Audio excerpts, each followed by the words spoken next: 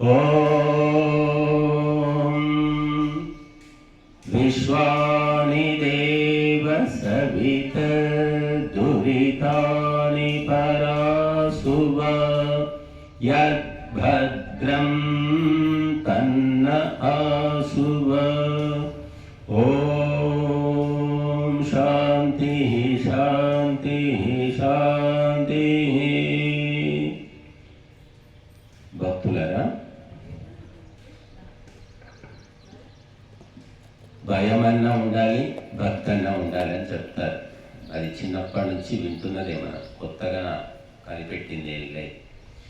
భయపడ్డ వ్యక్తి కంట్రోల్లో ఉంటాడు, భక్తి ఉన్న వ్యక్తి కూడా కంట్రోల్లో ఉంటాడు. ఈ రెండు లేని వ్యక్తిని ఎవరు కూడా కంట్రోల్ చేయలేరు. ఎక్కడైనా, ఇక్కడని కాదు, ఎక్కడైనా సరే. తల్లి, తండ్రి, గురువు, వారి పట్ల భయం ఉండొచ్చు. ఉంటే కూడా మనిషి అమ్మో నాన్న చూస్తాడు, నాన్న తెలిస్తే కొడతాడు, తిడతాడు, భయపడితే తప్పుడు పనులు చేయడం. భక్తి అంటే ప్రేమ. ప్రేమ ఉన్న వ్యక్తులు దేవుడి మీద భక్తి, ధర్మం మీద భక్తి, దేశం పట్ల భక్తి ఉన్న వ్యక్తులు కూడా తప్పుడు పనులు చేయరు. బట్టి ఈ రెండిట్లో ఏది లేని వాళ్ళు జీవితం వ్యర్థం అన్నమాట. ఇక వాళ్ళు కేవలము భూమికి భారం. భూమాత ఎప్పుడో చచ్చిపోతే నా పొట్టలో కలిపేసుకుంటా, మట్టిలో కలిపేసుకుంటా అని ఎదురు చూస్తూ ఉంటుందట. కొన్ని కోట్ల మంది ఉన్నారు ఎటువంటి సంస్కారం లేని వాళ్ళు, కోట్ల మంది మన దేశంలోనే, ఇంకా ప్రపంచంలో ఎంతమంది ఉన్నారో మనకు తెలియదు. భయభక్తులు సర్టిఫికెట్లతోటి, మార్కులతోటి, ర్యాంకులతోటి, చదువులతోటి రావవి, సంస్కారంతో రావాల్సింది అని చెప్పారు. హాస్పిటల్కి వెళ్తారు వీరందరూ కూడా, క్లినిక్ వెళ్తారు, హాస్పిటల్ వెళ్తారు. అక్కడ ఏమైనా చప్పుడు వినబడుతుందా? అందరూ కుర్చీలు ఉంటాయి, అక్కడ వెయిటింగ్ చేయాలి. అందరు నోరు మూసుకొని కూర్చుంటారు. ఎవరు మాట్లాడని, ముచ్చట్లు చెప్పుకోవడానికి కుదరదు అక్కడ.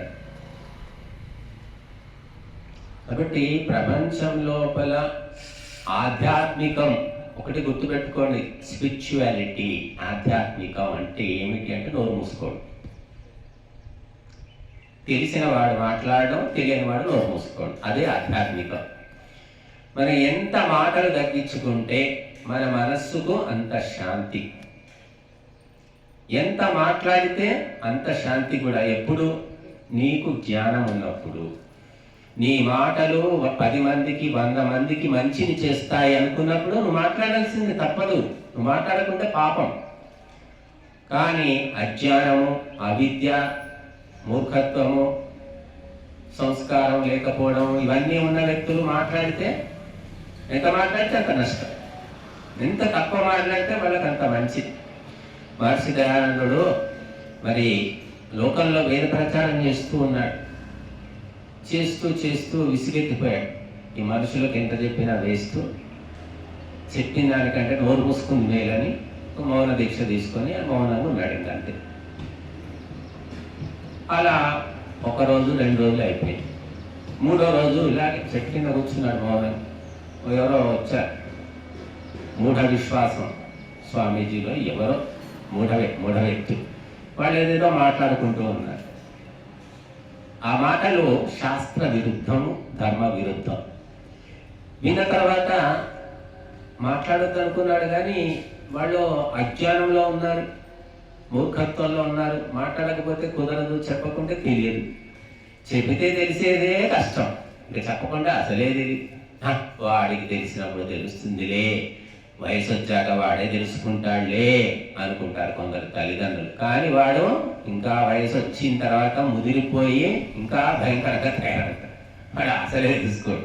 కొంతమంది తెలుసుకుంటారు, వయసు వచ్చిన కొద్దీ కొన్ని విషయాలు వాళ్ళకి అర్థమైపోతుంది. కొందరికి చెప్పినా అర్థం కావు. 10 సార్లు చెప్తే ఏమన్నా ఎక్కువ వచ్చాము, కొందరికి 20 సార్లు. దయానందుడు పాపం ఈ మధ్యలో వెళ్ళాడు. వెళ్ళి ఎందుకు అట్లా మాట్లాడుతున్నారు, ఈ ధర్మ విరుద్ధం, వేద విరుద్ధం అని చెప్పకుండా ఉండలేకపోయాడు అనమాట. మౌన దీక్ష పోయింది. అంటే తెలిసిన వాళ్ళు చెప్పకుంటే లోకానికి నష్టము, తెలియని వాళ్ళు మాట్లాడితే అది కూడా నష్టమే. కాబట్టి తెలిసిన వాడు మాట్లాడాలి, వచ్చిన వాడు పాడాలి. పాట వచ్చిన వాళ్ళు పాడితేనేమో అందరికీ సంతోషం, రాని వాళ్ళు పాడితే తలనొప్పి. తలనొప్పి మాత్రం ప్రత్యేకంగా అందరికీ ఇవ్వవలసి వస్తుంది. బట్టి మనము మన జీవితాన్ని మనం బాగు చేసుకోవడం చాలా ముఖ్యమైన విషయం. ఎవరి జీవితాలు ఎవరు బాగు చేయలేరు అనుకుంటాం. భర్త భార్య ఎక్కడో, భర్త ఎక్కడ పుట్టాడో ఎక్కడ పెరిగాడో, ఆయన కులము వంశము ఎంత కథ వేరు. భార్య ఎక్కడో, ఆమె పుట్టింది వేరు, పెరిగింది వేరు, చదివింది వేరు, ఆమె కథ వేరు. కలిశారు. భర్తను భార్య మారుస్తుందా? భార్యను భర్త మారుస్తాడా? చెప్పండి. 10 ఏళ్ళు అయిపోయింది, 20 ఏళ్ళు అయిపోయింది, 30 ఏళ్ళు. మారేవాళ్ళు మారుతారు, తప్పకుండా మారుతారు అని చెప్పలేం. ఎవరి వల్ల ఎవరు ప్రభావితమై మారుతారో తెలియదు. మారితే మారచ్చు, మారకపోవచ్చు. మారిన సంఘటనలు ఉన్నాయి, మారనివి కూడా ఉన్నాయి. నెత్తి నోరు కొట్టుకొని అరుస్తూ ఉన్నప్పటికీ కూడా భర్త మారడు, లేదా భార్య మారడు. ఇంకా తప్పకుండా మారుతారు. మా ఉపదేశాలు అందరూ విని మారిపోతారని మేమేమి కలలు కనడం లేదు. కాకపోతే అనగా అనగా రాగం, తినగా తినగా రోగం అన్నారు. బట్టి అనగా అనగా ఏదో 100 మాటల్లో ఒకటన్నా నెత్తికెక్కకపోతుందా అనుకుంటా. పాఠాలు చెప్పగా చెప్పగా వాడు కనీసం ఫస్ట్ క్లాస్ రాకపోయినా పాస్ అయినా చాలు అనుకుంటా. పాస్ మార్కులు వస్తే చాలు నువ్వు అంటాడు. తండ్రికి తెలిసిపోతుంది వీడు ఎంత చదివినా వీడిని ఎత్తికెక్కదు, పాస్ మార్కులు తెచ్చుకోరా ఈసారి, కనీసం పాస్ మార్కులు తెచ్చుకోరా అంటాడు. అట్లా మేము కూడా అంతే ఆశిస్తున్నాం. పాస్ మార్కులు, పీస్ మార్కులు కాదు, పాస్ మార్కులు వస్తే చాలు. ఫస్ట్ క్లాస్, అబ్బో ఫస్ట్ క్లాస్ అంటే ఇంకెవడో 30 ఏళ్ళకు 40 ఏళ్ళకు ఒకడు వస్తాడు, ఒకే ఒక్కడు, ఎవరో ఆ పుణ్యాత్ముడు ఎదురు చూడాలి. ఆధ్యాత్మికం అంటే అందరికీ ప్రపంచంలోకి వెళ్ళే తేలికైన పని అనుకుంటారు. మిగతావన్నీ కష్టమైన పనులు. ఈ ఆధ్యాత్మికం ఒక్కటే తేలిక. ఏముంది? పోవాలి, బొట్టు పెట్టుకోవాలి, కూర్చోవాలి, యజ్ఞంలో అంతా ఆవుటలు వేయాలి, తిరగాలి, రావాలి, అంతే. గుడికి వెళ్తే అక్కడ కూడా చేసేదేమీ లేదు. బొట్టు పెట్టుకోవాలి, చుట్టూ తిరగాలి, చెంపలు వాయించుకోవాలి, గంటలు మోగించాలి, కొబ్బరికాయ కొట్టాలి, రావాలి. ఇంకా తేలిక పని. మిగతా పనులన్నీ కష్టం, ఇవే తేలిక అనుకుంటారు. కనుక ఆధ్యాత్మికం అంటే అది కాదమ్మా. ఆధ్యాత్మికం అంటేనే నిన్ను నువ్వు అదుపులో పెట్టుకోవడము, సెల్ఫ్ కంట్రోల్. ఎవ్వరు చెప్పకుండానే తన బుద్ధితో తాను మెలగడం. ఉన్నాడా లేడా, వచ్చాడా పోయాడా అన్నట్టుగా మెలగడం, దాన్నే ఆధ్యాత్మికం అంటారు. నాకు తెలిసింది ఉత్పాతం చేయడం కాదు. దేవుని దయ వలన మా గురువులు ఎంతమందో వారి ప్రశంస పొందడానికి ప్రత్యేక ప్రయత్నం ఏం చేయలేదు. నోరు మూసుకోవడం అన్నమాట. మాట్లాడుతుంటే నోరు మూసుకోవడం, అదొకటి నాకైతే వచ్చు. ఇప్పుడైనా సరే మీరు ఎవరైనా మీరు వచ్చి నాతో వ్యక్తిగతంగా మాట్లాడినా కూడా నేను వింటుంటా, తర్వాత ఒకటి మాట్లాడతా. వినడం అలవాటు చేసుకోవాలి. చెప్పడం అలవాటు చేసుకుంటే కష్టాలు ఎక్కువ. వినడం అలవాటు చేసుకున్న వాళ్ళకి కష్టాలు తగ్గిపోతాయి. దేవుడు కూడా ఏం చేశాడు? నోరు ఒకటి ఇచ్చాడు, చెవులు 2 ఇచ్చాడు. 2 వినాలి, ఒక్కింత మాట్లాడాలి. కానీ మనం 10 మాట్లాడుతున్నాం, ఒక్కింత కూడా వినడం లేదు. విన్నది గుర్తుంటుంది బాగా, మాట్లాడింది గుర్తున్నదండి. నాలుక నరం లేని నాలుక ఏం మాట్లాడుతుందో మేము ఎన్నో చెప్తాం ప్రవచనాలు, నాకైతే అసలే గుర్తుండదు. స్వామీజీ మీరు మా ఊరికి వచ్చారు, 10 ఏళ్ల కిందట మాకు ఈ మాటలు చెప్పారు, మాకు జీవితం బాగు చేశారు అంటే ఏమనయ్యా ఊరైతే వచ్చినట్టు గుర్తు, కానీ ఏం చెప్పామో మాకేం గుర్తుంటుంది. లేదు స్వామీజీ ఆ రోజు మీరు చెప్పిన మాట నా జీవితాన్ని మార్చేసింది అంటాడు ఒకటి వచ్చి. ఏమో నువ్వు ఎవరయ్యా, నీ పేరేంటి అంటే మరి మీరు అందరి కోసమే చెప్పారు, కాకపోతే మేము గ్రహించుకున్నాం అని చెప్తుంటారు. అలాగా ఈ నాలిక మాట్లాడుతుంది కానీ దానికి గుర్తుండదు, చెవులు మాత్రం గుర్తుపెట్టుకుంటాయి. అందుకే తిట్టిన వాళ్ళు మర్చిపోతారు, పడ్డవాళ్ళు మాత్రం అంతే చచ్చిపోయేదాకా కూడా గుర్తుంటుంది. చెవులు అంత సూక్ష్మం అన్నమాట. అందుకోసమే శృతి అన్నారు. శృతి అంటే వేదం. వేదాన్ని ఎలా తెలుసుకోవాలి? పుస్తకాలు పట్టుకొని తెలుసుకోవడం కాదు, అది వినడము. వినో వినో వినో వినో, ఎంత వింటే అంత బుద్ధి శుద్ధి అవుతుంది. అందుకే సత్సంగం అంటాం. సత్సంగం అంటే ఏంటి? నిర్ణీతమైన కార్యక్రమం. యజ్ఞము, భజన, ప్రవచనం, మూడు ఉంటాయి సత్సంగం. యజ్ఞంలో మంత్రాలకు ఆహుతిస్తాం, భజనలో భక్తి గీతాలు ఉంటాయి, ప్రవచనంలో వేద సందేశం ఉంటుంది. అంతే కదా. మూడు కూడా వాచికము, మాటలతోటే. 3 గంటలు 2 గంటలు ఇలా సాగుతూ ఉంటుంది. దీనివల్ల ఏమవుతుందంటే ఇదంతా వింటారు. పాడేవాళ్ళు ఒకరు ఉంటారు, చెప్పేవాడు ఎవరో ఒకరు ఉంటారు, హోమం చేయించే పురోహితుడు ఒకడు ఉంటాడు. మిగిలిన 30 మంది 40 మంది వింటారన్నమాట. విని సహకరిస్తారు. వినడమే సహకరించడం. కొంతమంది ఉంటారు బుద్ధిమంతులు, వింటారు బాగా. తల్లి చెప్పింది వింటారు, తండ్రి అన్ని వింటారు, కానీ చెక్ చేయని మాత్రం చేయడు. వాడు చచ్చిన చేయడు. ఎదురు చెప్పాడు కానీ వింటాడు, కానీ చెయ్యడు. అట్లాంటి వాళ్ళు ఉన్నారు. వాళ్ళు ఇంకా డేంజర్. బుద్ధిగా ఉన్నట్టు అనిపిస్తారు, వాళ్ళకు తోచిందే వాళ్ళు చేస్తారు. గురువు చెప్పినా వినరు, తల్లి చెప్పినా వినరు. వినము అని చెప్పారు ప్రత్యేకంగా. సరే అమ్మా చూద్దామమ్మా, కుదిరితే చేద్దామంటారు, కానీ చెయ్యరు. ఆ స్లో పాయిజన్ అంటారు. అలాంటి వాళ్ళు కూడా ఉన్నారు. ఈ ప్రపంచంలో చాలా విచిత్రమైన వ్యక్తులు ఉన్నారు. కాబట్టి మనము ఈ ప్రపంచాన్ని తెలుసుకోవడం మొదలు పెడితే ఈ జన్మ కాదు, ఇంకా 1,00,000 జన్మలు కూడా జరిపో. భగవంతుణ్ణి తెలుసుకుంటే ఇదే చివరి జన్మ. ఇంకా భగవంతుడు చాలా సింపుల్, నిరాడంబర, జుట్టు పిక్కునేంత ఏమీ లేదు అక్కడ. నీ కడుపున పుట్టిన పిల్లలే నీకు అర్థం కాదు. పెద్దోడు అట్లా, చిన్నోడు ఇట్లా, వీడు ఎప్పుడేం చేస్తాడో తెలియదని ఆ తల్లి భయపడుతుంది. మన స్వభావం ఏంటో ఆమె కూడా అంచనా వేయలేకపోతుంది.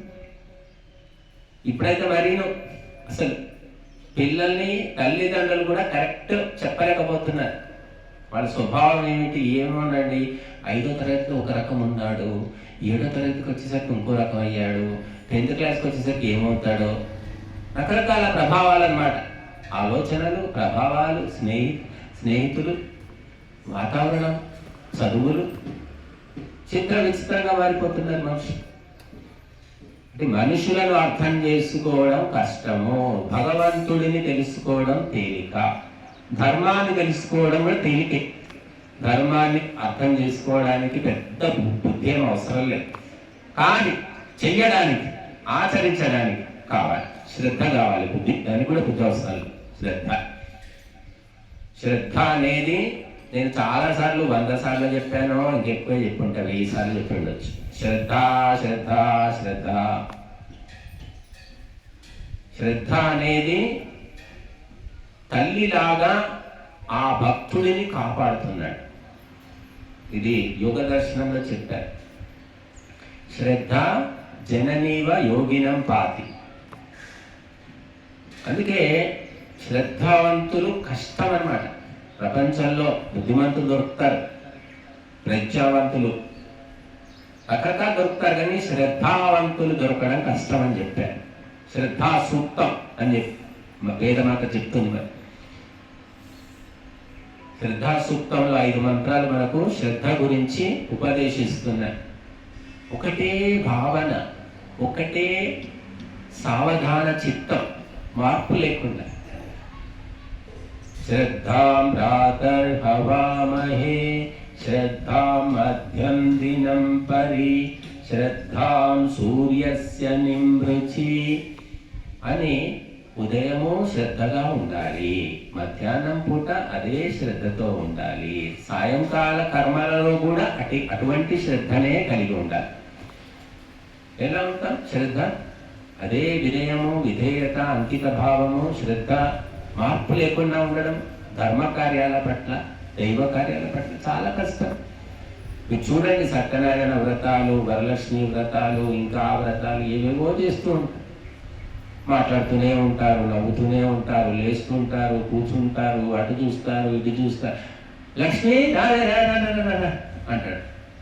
నువ్వు పూజలో కూర్చున్నావు, లక్ష్మి వస్తే నీకేం అవసరం, సుధా వస్తే నీకేం అవసరం, అవే ఉండదు. అంత చిత్తవృత్తులు విచిత్రంగా ఉంటాయి. అశ్రద్ధ అంటారు దాన్ని. శ్రద్ధ అంటే డెడికేషన్. కళ్ళు మూసుకున్న వాడికి ఏమీ కనిపించదు, చెవులు మూసుకున్న వాడికి ఏది వినిపించదు. ఆ విధంగా ఉండడం ధర్మ కార్యాలలో అది శ్రద్ధ. కొందరు పుట్టుకతో అలా ఉంటారు. ఇవేమి నేర్పేవి కాదు. నేర్పితే నేర్పి మనకు తలనొప్పి రక్కం తప్పితే వాడు నేర్చుకునేవాడు ఎవడో, లక్షకొకడు ఉంటాడో లేడో కూడా చెప్పలేరు. ఇవన్నీ కూడా స్వభావ సిద్ధంగా జన్మత అన్నారు. కాబట్టి స్వభావం ఎప్పుడు వస్తుందంటే అదే పని చేస్తూ చేస్తూ చేస్తూ చేస్తూ అప్పుడు అది స్వభావంగా మారుతుంది.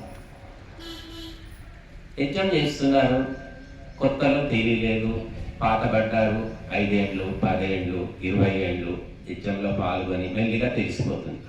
ఇది ఇక్కడ ఇలా చేయాలి, ఇది ఇలా సమర్పించాలి, ఇలా కూర్చోవాలి, ఇలా తెలిసింది.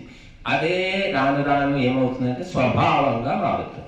నువ్వు ఎక్కువ సార్లు ఏది చేస్తావో అది స్వభావమై కూర్చుంటుంది. ఎక్కువ తినేసారు బెండకాయ వంకాయ, జీవితంలో ఎక్కువ మాకు తినేసరికి ఏమవుతుంది, మొహం ఎత్తిపోతుంది. తర్వాతి జన్మలో వాడికి వంకాయ కూర ఇష్టం ఉండదు. అరే తిని చూడరా బాబు, తిన్నాక ఎక్కువ అంటారు, కానీ వాడు తినడు అసలు. ఎందుకంటే పోయిన జన్మలోనే అంత తినేసాడు, మొహం ఎత్తిపోయింది. ఈ జన్మలో వాడికి ఆ వాసన కూడా పడదన్నమాట, ఇష్టపడదు. కాబట్టి మనము స్వభావ సిద్ధంగా వస్తాయి. ఇది తినాలి, ఇది తినొద్దు అనేది కొంతమంది పిల్లల్లో ఒక రకంగా ఉంటుంది. అది ఎవరు నేర్పింది కాదు, అది స్వభావంగా. మనం ఏ కర్మలు నిరంతరము చేస్తామో ఆ రకమైనటువంటి స్వభావము శ్రద్ధ ఏర్పడుతూ ఉంటుంది. కాబట్టి ధర్మ కార్యాల పట్ల ఆసక్తి శ్రద్ధ అనేవి చాలా కష్టం, అత్యంత సూక్ష్మం అన్నమాట. ఒక రాయి తీసుకొచ్చి సుత్తి ఉలి శిల్పం చెక్కొచ్చు, కదలకుండా మాట్లాడకుండా. మీరు చూడండి శిల్పి ఎలా చెక్కుతాడు, మాట్లాడుకుంటూ నవ్వుకుంటూ చెక్కుతాడు. ఏముండదు, ఇట్లా బొమ్మ, ఆ బొమ్మ తయారు కావాలంటే వీడి బొమ్మ కావాలి. పెయింటింగ్ చిత్రకారుడు బొమ్మలు వేస్తుంటాడు. చూసారు ఎప్పుడైనా చిత్రకారులు బొమ్మలు వేయంగా మాట్లాడుకుంటూ నవ్వుకుంటూ ముచ్చట్లు చెప్పుకుంటూ టీ తాగుకుంటూ అనుకుంటూ బొమ్మలు వేస్తాడు వాడు. అదొక తపస్సు. ఇవన్నీ చేయొచ్చట.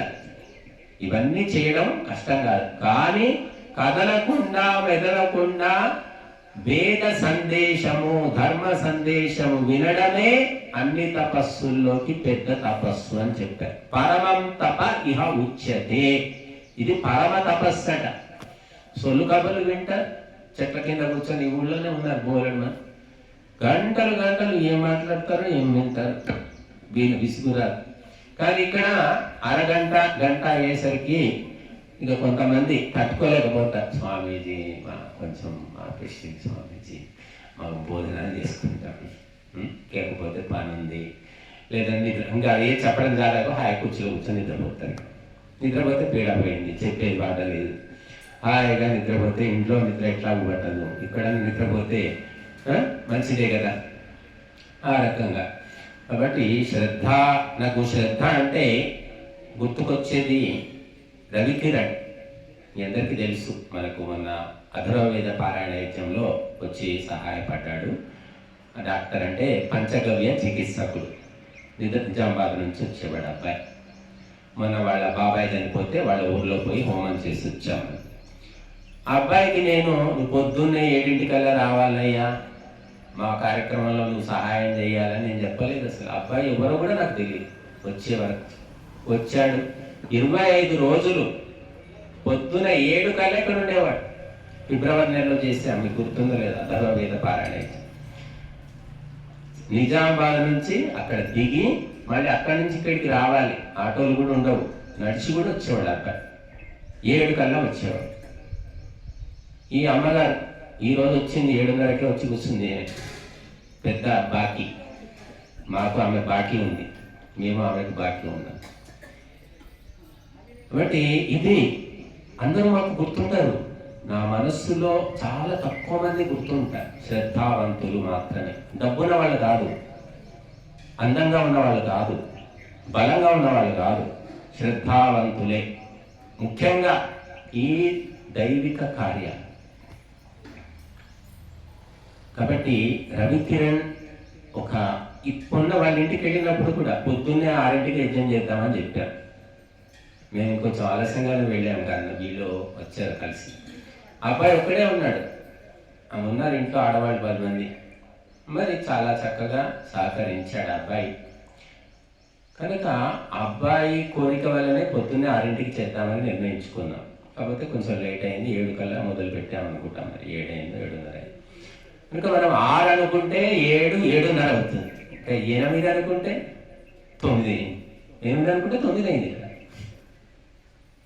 కాబట్టి శ్రద్ధ అనేది చాలా కష్టమైన విషయం ఈ వైదిక కర్మల విషయంలో. ఎందుకంటే ఇక్కడ ఏమి డ్యాన్సులు లేవు, సంగీతం లేదు, వాయిద్యాలు లేవు, ఇంకేవో మనస్సు ఇంద్రియాలను రెచ్చగొట్టే అంశాలు ఏమీ లేవండి. ఇక్కడ ఇంద్రియాలను శాంతపరిచేటటువంటి తత్వం ఉంది. ఇక్కడ ఇంద్రియాలకు ఎప్పుడు చూసినా రెచ్చిపోవాలని ఉంటుందట. ఈ కళ్ళు ఏమిటి అంటే ఎప్పుడు చూసినా మంచి మంచి సినిమాలు చూడాలి, మంచి మంచి రంగులైనటువంటి వస్తువులు చూడాలి, వ్యక్తులను చూడాలి అని కళ్ళు ఎప్పుడూ కోరుకుంటాయి. తెల్ల స్క్రీన్ పెట్టి చూడమంటే ఎంతసేపు చూస్తారు మీరు? తెల్లటి పరద కట్టేసి తెల్ల పరద చూడవయ్యా, ఏముందండి అక్కడ చూడడానికి మీరే అంట. అంటే రకరకాల విచిత్ర వర్ణాలతో కూడినటువంటి ఆకారాలను, వస్తువులను చూడాలని కళ్ళు కోరుకుంటాయి. చెవులు కూడా అంతే. ఓం ఓం, ఇక్కడ ఓంకారం పెడతాం రికార్డు, ఓంకారం పెట్టుకుంటూ కూర్చోండి అంటే వింటారు, నిద్ర వస్తుంది. అదే పాటలు పెడితే నిద్ర, ఉత్తేజం, పిచ్చి పిచ్చి పాటలు బోలెడు ఉన్నాయి. రాత్రంతా ఆ పాటలు పెట్టుకొని డ్యాన్సులు చేసుకుంటారు. ఓంకారం పెట్టుకొని డ్యాన్స్ చేయండి చూద్దాం, చేస్తారు ఎవరైనా డ్యాన్స్? ఓంకారం ఓ ఓ వాడు పారిపోయినా పారిపోతాడు, ఉంటే నిద్రపోతాడు. రెండే. ఎందుకంటే సూక్ష్మమైనటువంటిది ఓంకారము. సూక్ష్మము, శ్వేతవర్ణము, తెల్లని రంగు సూక్ష్మం అన్నమాట. రంగురంగులు మనస్సును చంచలం చేస్తాయి. ఏకవర్ణము ఏకాగ్రత కలిగిస్తుంది. అందుకే సూర్యుడికి ఒకటే రంగు, తెల్ల రంగు. ఆ తెల్ల రంగును విశ్లేషిస్తే 7 రంగులు, కానీ 7 రంగులు కనిపించవు, తెల్ల రంగు మాత్రమే కనిపిస్తుంది. తెల్లటి బట్టలు, మన మొదటి నుంచి కూడా తెల్లటి బట్టలు కట్టుకునే సంప్రదాయం ఎవరు కట్టుకుంటారు? బ్రహ్మచారులు, బ్రహ్మచారిణులు. విద్య పూర్తయ్యే వరకు తెల్లటి బట్టలే కట్టుకుంటారు. ఇంకా వాడు వేరే రంగురంగుల బట్టలకు అక్కడ అవకాశం లేదు, అనుమతి లేదు. సన్యాసులు కాషాయం బట్టలే కట్టుకుంటారు, రకరకాల రంగులు అవకాశం లేదు.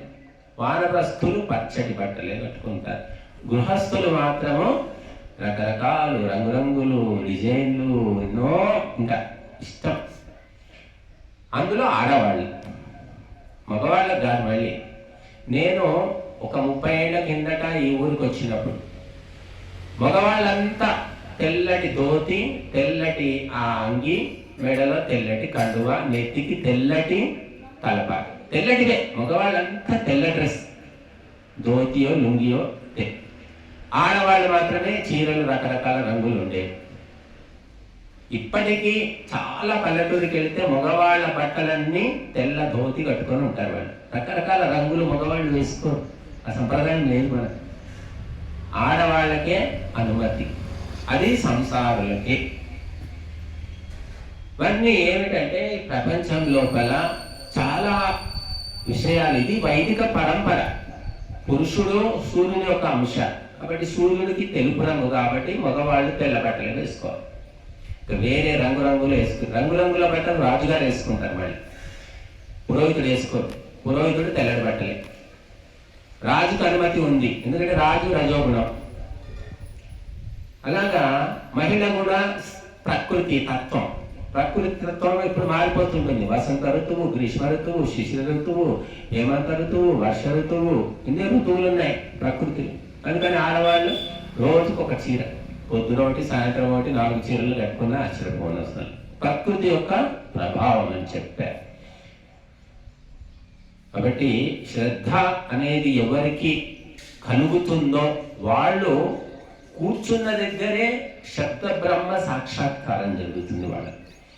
వాళ్ళ మనస్సు లోపలే సరస్వతి తాండవం ఆడుతుంది. ఈ గురువు దగ్గరికి పోవాల్సిన పని లేదు, పుస్తకాలు పట్టుకోవాల్సిన పని కూడా లేదు. శ్రద్ధ ఎప్పుడు ఏర్పడుతుందో అప్పుడు అతను అంతర్ముఖమైపోతాడు. కాబట్టి నేను చాలా చెప్తూ ఉంటా శ్రద్ధ గురించి. ఎవరో 1,00,000 ఒక్కరికి శ్రద్ధ ఏర్పడినా మనం అందరం, సమాజం అంతా కూడా బాగుపడ్డట్టే. ఒక మహర్షి దయానందుడికి ఏర్పడింది శ్రద్ధ.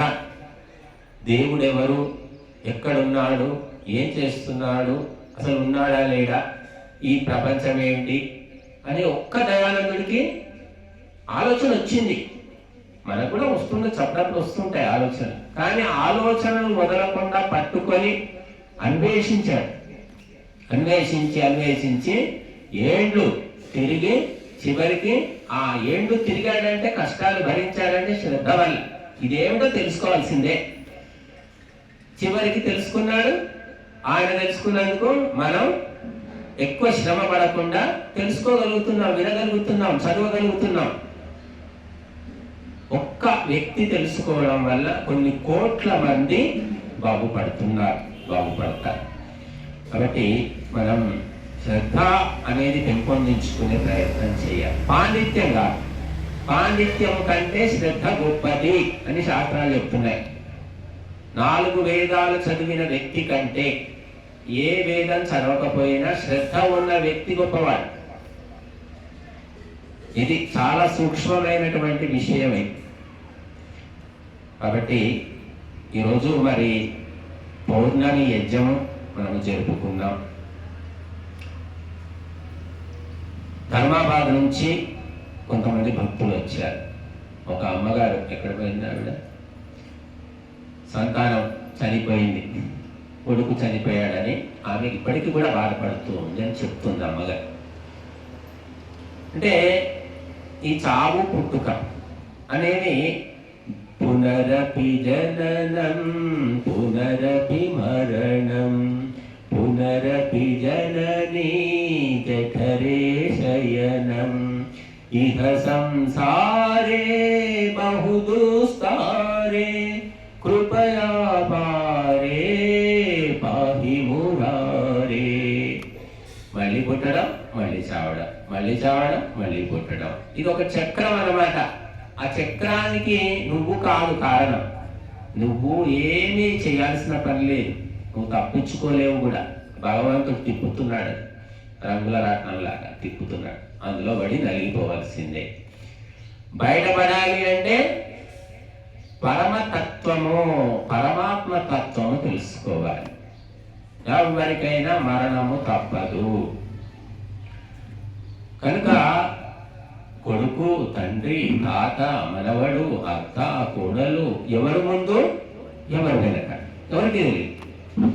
కనుక అనివార్యమైన ఈ విషయము గురించి శోకించకూడదు అని చెప్తాడు శ్రీకృష్ణ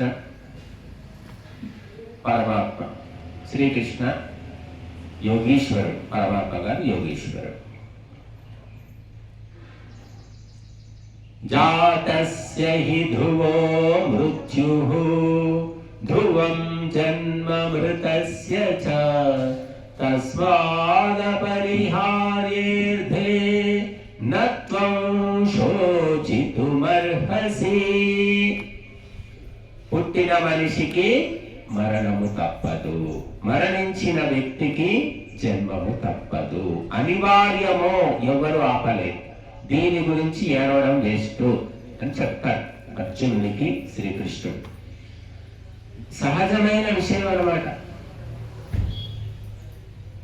ఇది ఎవ్వరు, ఏ పార్టీ, ఏ ప్రభుత్వం, ఏ నాయకుడు ఎవరు ఆపలేదు. కాబట్టి ఇది ప్రకృతి ధర్మము, పరమాత్మ శాసనము. అందుకే వీరమాత, వీరపత్ని అంటారు. వీరుని తల్లి, వీరుని భార్య ఎలా ఉంటారంటే, అయ్యో మా ఆయన పోయాడని ఎడవదట ఆమె. వీరుని తల్లి కూడా ఎడవదు. నా కొడుకు మంచి యుద్ధంలో పోరాటం చేసి చచ్చిపోయాడు, పుణ్యాత్ముడు, సంతోషంగా పండుగ చేసుకుంటున్నాడు. అలాగా కాబట్టి ఈ ప్రపంచం లోపల ఎన్నో జరుగుతూ ఉంటాయి. అవి ప్రకృతి ధర్మంగా తిరుగుతూ ఉంటాయి. మనం ఏమి చేసేది ఉండదు అక్కడ. చూడడమే తప్ప చేయలేదు.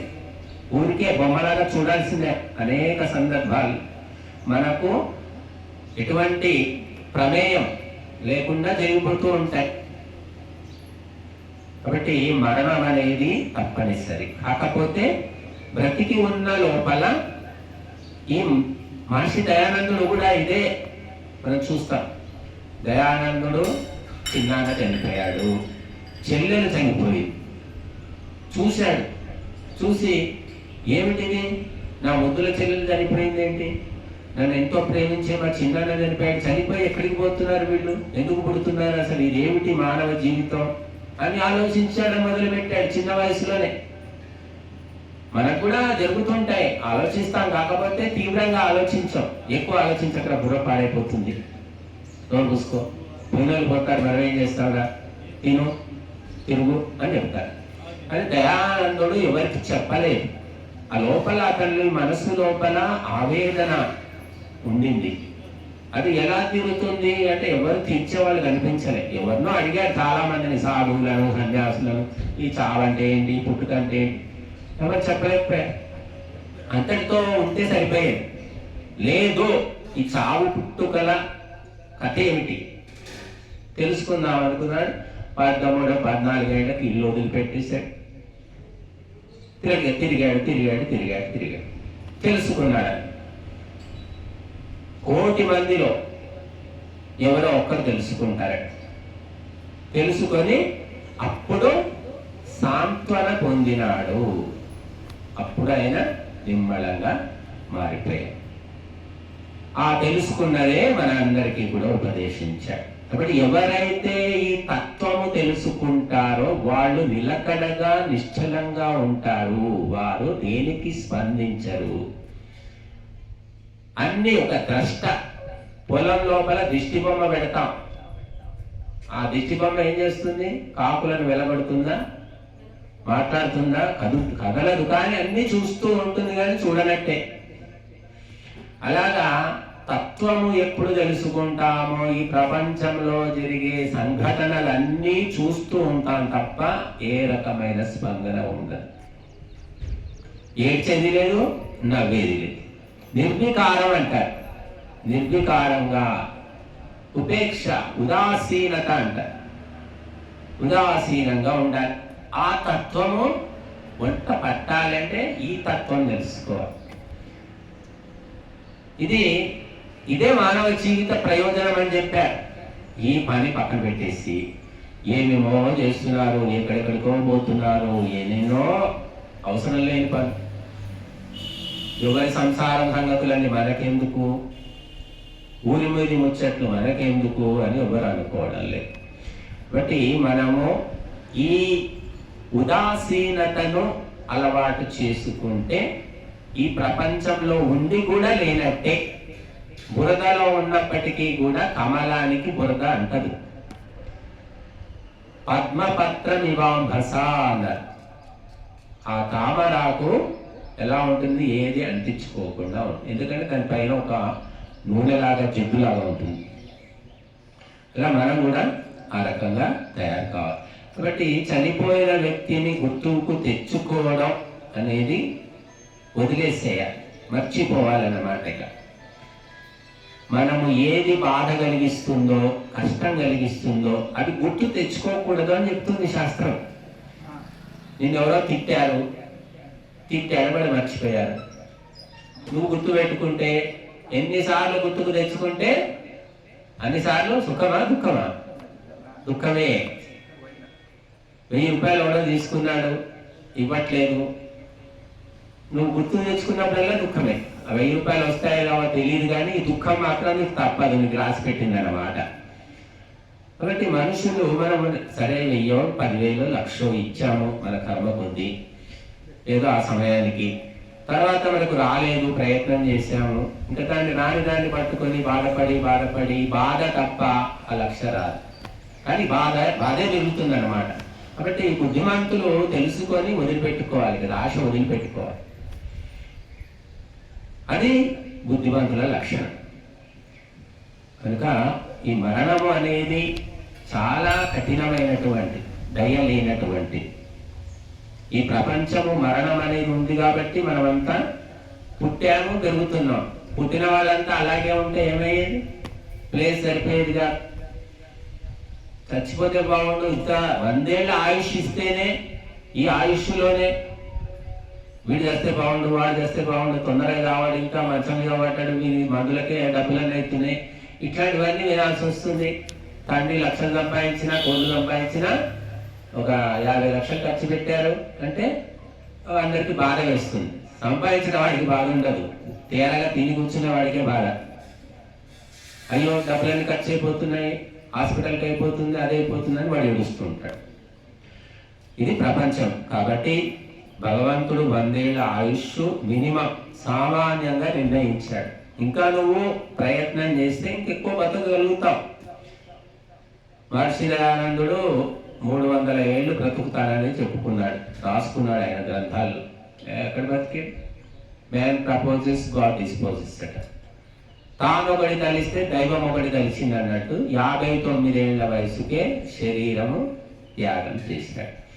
కాబట్టి ఎవరు ఎప్పుడు అనేది చావు తెలియదు. కాబట్టి మనము ఉన్నంత లోపల మంచి పనులు చేసుకోవాలి. వేరే పని ఉందనుకోండి, లౌకిక కర్మలు, ఆర్థిక కర్మలు, సాంసారిక కర్మలు ఎన్నో ఉంటాయి. ఏవి లేనప్పుడు తప్పకుండా పాల్గొనండి.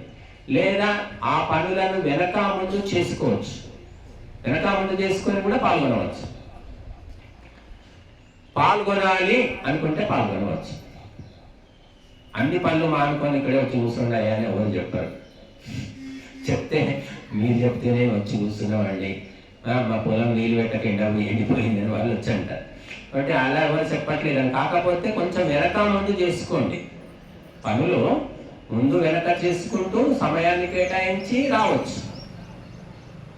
కానీ అసలు రాని వాళ్ళకంటే ఎంతో కొంత వెనక ముందు వచ్చిన వాళ్ళు నయం అనుకోవాలేమో ఈ కాలం లోపల.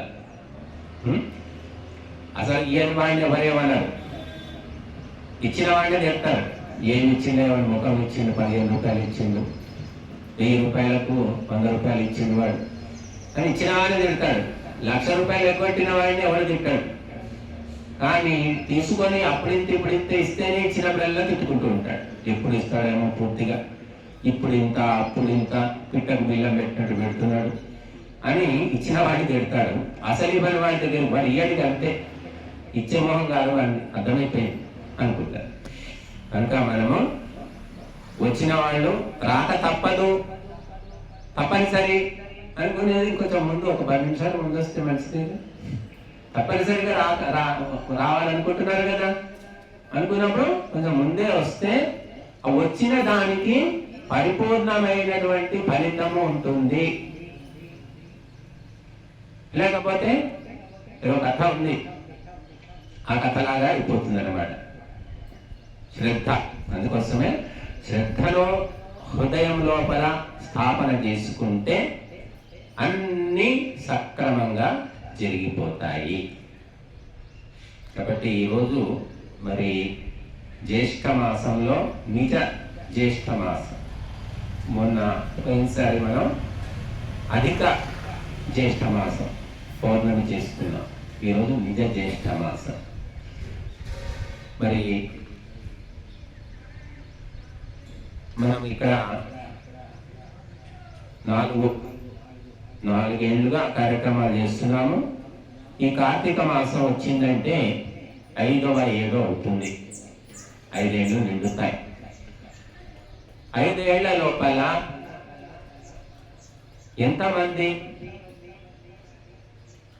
5 ఏళ్ల కంటే ఇప్పుడు 5 ఏళ్లకు ముందు 5 ఏళ్లకు తర్వాత మార్పు పొందినవాడు, మార్పు తెచ్చుకున్నవాడు ఈ ఊళ్ళో ఎంతమందో మాకు తెలియదు. మరి ఎవరికి వారు చెప్పాల్సిందే. కొంతమంది అయితే వస్తున్నారు రెగ్యులర్గా, ఇక్కడికి మేము రెగ్యులర్గా వస్తున్నామండి అని వాళ్ళు చెప్పకపోయినా మొహాలను బట్టి మేము గుర్తుపడతాం. మరి వాళ్ళ జీవితంలో ఏమైనా మార్పు వచ్చిందా, ఆలోచనల్లో మార్పు వచ్చిందా, గుణాల్లో మార్పు వచ్చిందా, లేకుంటే కేవలము అటెండెన్స్ బ్యాచ్?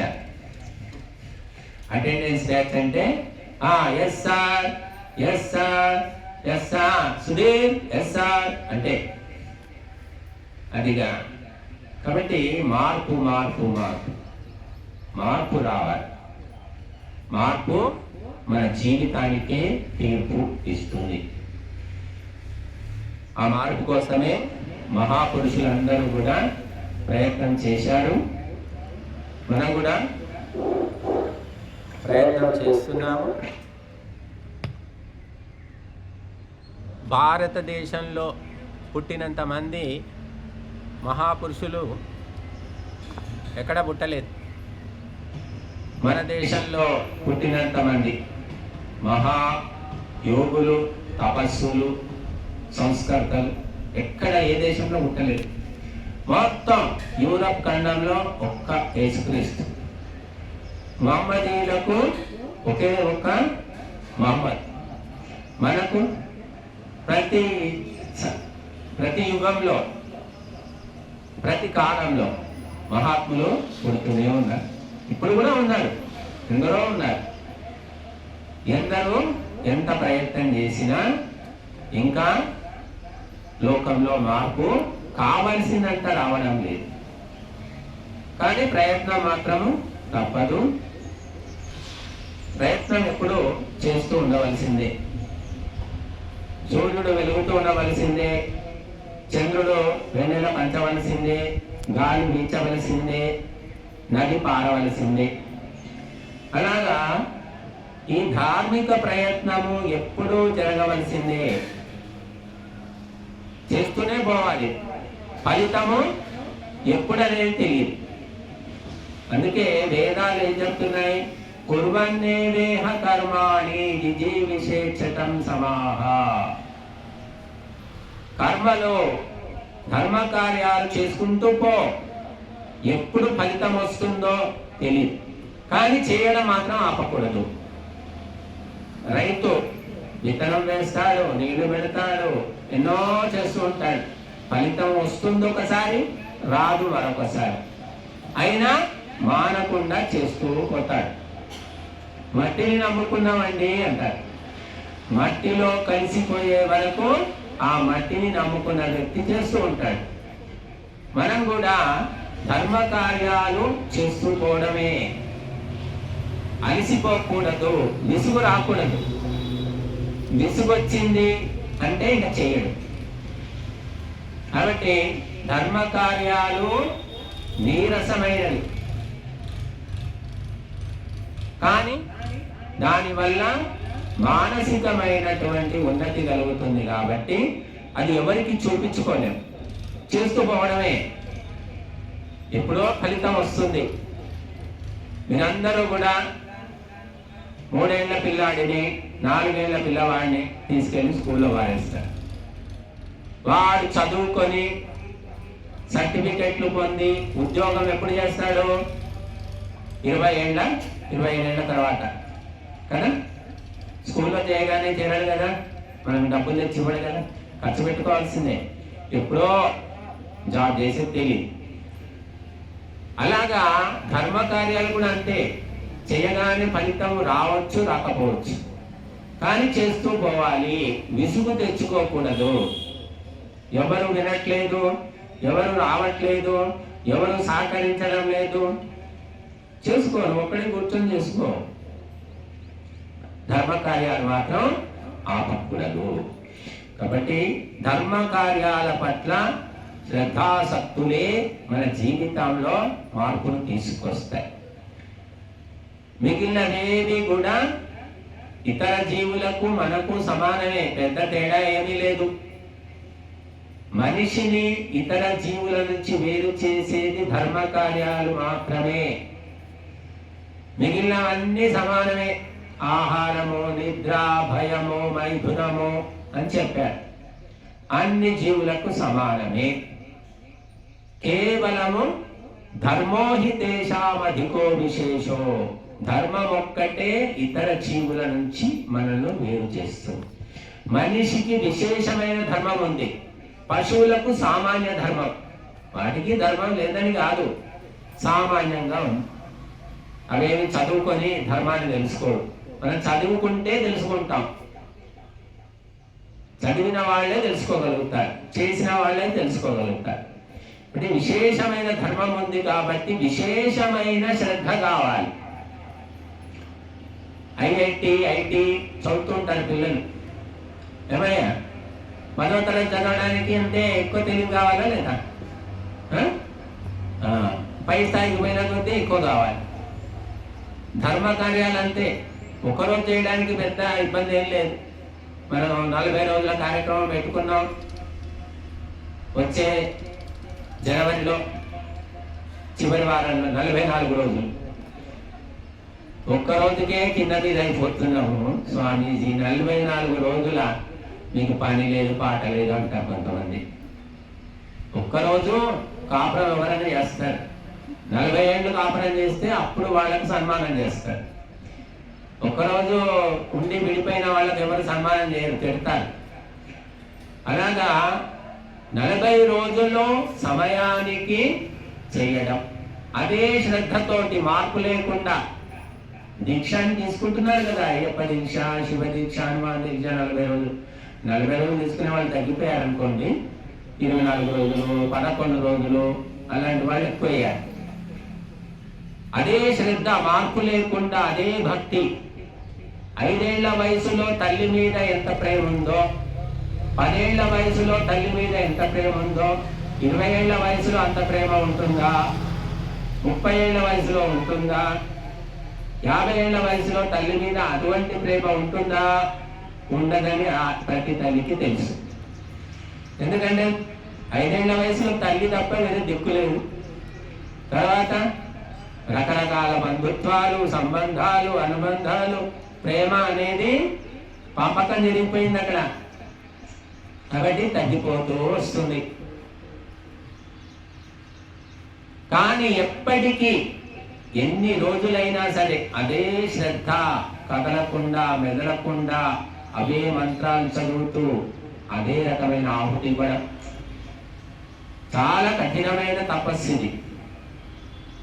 కదలకుండా మెదలకుండా 3 గంటలు టీవీ చూసేవాళ్ళు ఉన్నారు. ఏ సినిమా వచ్చినా అంతే శ్రద్ధ. 30 ఏళ్ల నుంచి సినిమా చూసినా ఎవరికి విసుకురాదు. ఇక్కడ కదలకుండా 3 గంటలు కూర్చోవాలి. ఎంతమంది కూర్చుంటారు? 30 రోజులు, 40 రోజులు. రోజు పొద్దున మాకు కుదరదు, పనులు ఉంటాయి. పని లేని వాళ్ళు కూడా పనులు ఉంటాయని తప్పించుకుంటున్నారు. ఎందుకంటే శ్రద్ధ లేకపోవడమే. శ్రద్ధ ఉంటే తప్పకుండా పాల్గొనవచ్చు. కాబట్టి ప్రపంచంలోకెల్లా అత్యంత కఠినమైనది శ్రద్ధ. ధర్మ కార్యాల పట్ల శ్రద్ధ అత్యంత సూక్ష్మమైనటువంటిది. ఎప్పటికీ శ్రద్ధ కొనసాగడం అనేది మనము ప్రయత్నం చేసిన దాన్ని బట్టి ఉంటుంది. కాబట్టి మీరందరూ కూడా మంత్రాలు నేర్చుకోవడానికో ఇంకేదో ప్రయత్నం చేయకుండా శ్రద్ధను పెంపొందించుకునే ప్రయత్నం చేయండి. శ్రద్ధ అది ఒక్కటి వస్తే అన్నీ వస్తాయట. ఇంకా అదొక్కటి లేకపోతే ఎన్ని వచ్చినా కూడా దండగే. కాబట్టి కంప్లీట్ అటెన్షన్ మోడ్ అంట. మనసా వాచ కర్మణ అంకితం కావడం. ప్రాణాలు పోయే పరిస్థితి వచ్చినా మహర్షి దయానందుడు వైదిక సత్యము నుండి పక్కకు పోలేదు. ఈ క్షణంలో చనిపోతామని తెలిసినా కూడా ఆయన శ్రద్ధతోటే ఉన్నాడు తప్ప సత్యము పట్ల అశ్రద్ధను చూపించలేదు. కనుక మనకి ఎన్నో పరీక్షలు పెడతాడు భగవంతుడు. నువ్వు శ్రద్ధ పెంపొందించుకుంటున్న కొద్దీ నీకు పరీక్షలు పెడుతూ ఉంటాడు. శ్రద్ధ లేనప్పుడు దేవుడు నీ తెలివేం రాడు. ఓ తిరుగు ఏమైనా చేసుకో. శ్రద్ధ ఎప్పుడైతే కలుగుతుందో అప్పుడు నిన్ను వెంబడిస్తాడు. చదవని పిల్లవాడిని ఎవరు పట్టించుకోరండి. చదివే పిల్లాడు, రే బాగా చదువుకునేవాడు నీకు ఏం రోగమైందిరా, పోయినసారి కంటే ఈసారి మార్కులు తక్కువ వచ్చినాయి ఎందుకురా అని వాడిని అడుగుతారు అందరు. మొదటి నుంచి పాస మార్కులు ఏదో మామూలు మార్కులు వచ్చేవాడి తెలివి ఎవరు పోరు, బాగా చదివేవాడిని తిడతారు. కనుక శ్రద్ధ ఉన్న వాడికి భగవంతుడు పరీక్షలు పెడతాడు. పరీక్షలో పాస్ అయిన కొద్దీ రకరకాలైనటువంటి ప్రోగ్రెస్, ఉన్నతి అనేది కలుగుతుంది. కాబట్టి మనం శ్రద్ధాసక్తులను వైదిక కర్మల పట్ల పెంపొందించుకునే ప్రయత్నం చేద్దాము. అది అస్సలైనటువంటి ప్రధానమైనటువంటి పని. ఆ శ్రద్ధ అనేది నీ మనసులో ఏర్పడితే అనేక ఆటంకాలను భగవంతుడే తొలగిస్తాడు. నీకెన్నో ఆటంకాలు వస్తాయి ధర్మ మార్గంలో పోవాలంటే. అవి ఎవరు తొలగిస్తారు అంటే భగవంతుడు. నీకు శ్రద్ధ ఏర్పడినప్పుడు డబ్బులు లేవు, సమయానికి డబ్బులు వస్తాయి. సహాయం కావాలి, ఎవరో వస్తాడు సహాయం చేస్తాడు.